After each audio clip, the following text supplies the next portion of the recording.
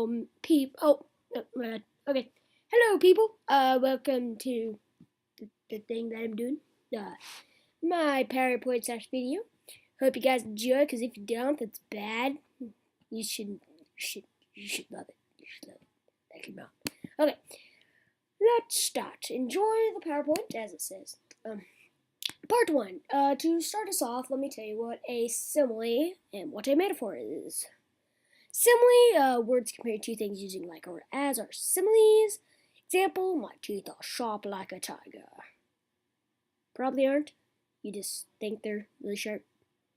Other people might think that, but they're not. Metaphor, words comparing things about without using like or as is a metaphor. Example, Travis is a tower over Kim. Not actually a tower. If he was, that'd be kind of weird. Just saying. Yes.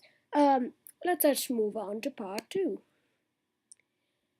And of course, as you can see by the text, it says there's going to be lots of figure language. Yeah, sun in my mouth. Personification, giving human qualities to a lifeless object. Example, the trees were dancing to the wind. Yes. Idiom, a phrase with a figurative meaning. Example, I'm so thirsty I could drink all the oceans. Little Billy, you're not that thirsty. You just need a bottle of water. You can't really drink all the oceans, people. It's kind of bad for you because they're all salty and stuff. So yes, let's move on to part 3. Here's some more of that figurative language I know you love, because you probably don't, because school, facts, and it stinks. Unless for some of those people out there who love facts. Okay, hyperbole, an exaggerated statement. Example, that guy's legs were at least 10 feet tall, 10 feet long, my bad. They're not actually 10 feet long, as you can probably tell by the definition of hyperbole. They just seem that way. Onomatopoeia, formation of a word from a sound associated with what it's named. Pretty much you write down what you think the word sounds like. So, like, nuke sounds like kaboom. Throwing something at someone or going in the pool sounds like splat. Or, I don't know. Yeah, you get the point. Part 4. And of course, there's more stuff to learn. Yes. I know you all hate it, but yes, there is. Alliteration, the occurrence of the same letter or sound at the beginning of closely connected words. Example, here's a tongue twister. If you can say this, yes, if you can say this 10 times fast, I'll give you a lollipop and a high five.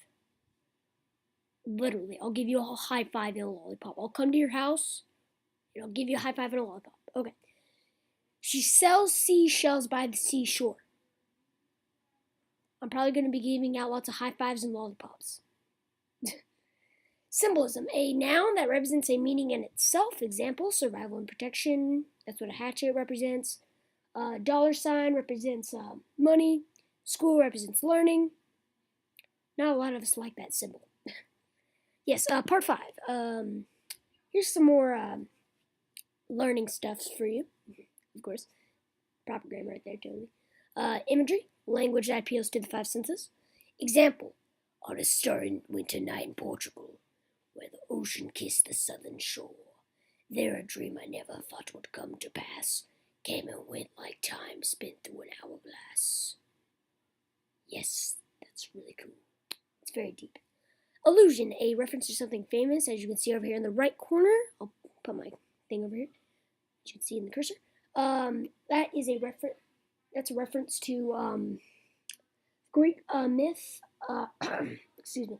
The Greek myth of I don't want to pronounce it. I'm probably gonna butcher it. Yes, everything he touched. It's Greek. It's a Greek myth. Everything he touched turned to gold. That's why the kind of symbol's kind of goldish. Yes. Okay. Part 5. Part 6. My bad. Sorry. Part 6.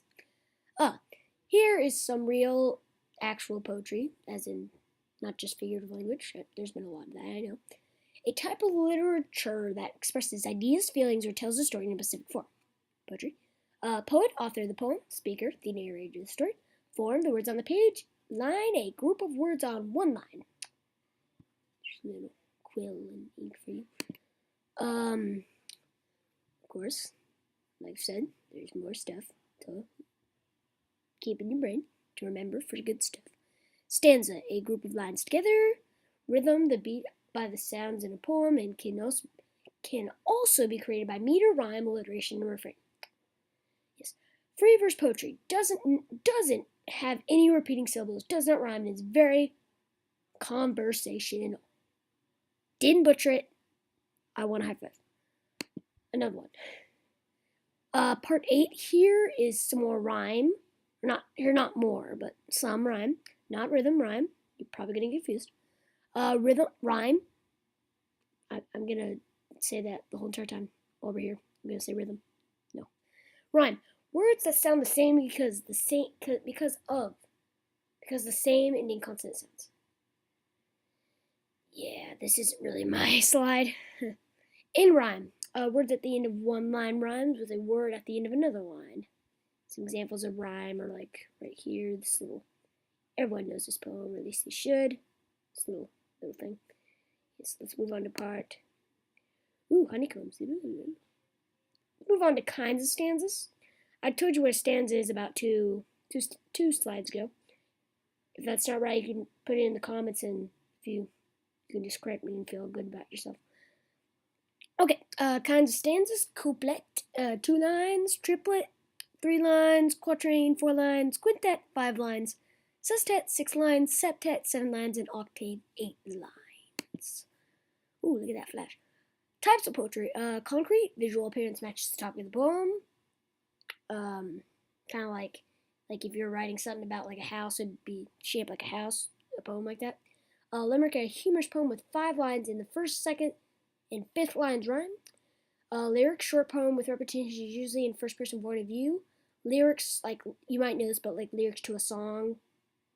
Probably all listen to music. That's the lyrics that they're singing probably the lyrics. Most of the time lyrics. If they're not, then I don't really know what they're singing. Haiku, a Japanese poem written in 3 lines. It goes 5 syllables by 7 syllables, then back to 5 syllables. Kind of a little, what do you call it? A little bit of a, what is it? Ooh, come on, think. A pattern. Yes, 5, 7, 5. Yes, types of poetry part 2. Cinquain, a 5-line poem containing 22 syllables, and it goes 2 syllables by 4 syllables by 6 syllables by 8 syllables, then back to 2 syllables. Yes.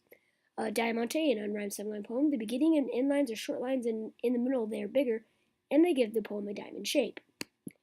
Thank you all for watching. My inspiration is in the description. What made my motivation to make me do this. Hope you all have a great day. Hope you enjoyed the PowerPoint, and I'll see all you dudes in the next video, and ladies, and other people.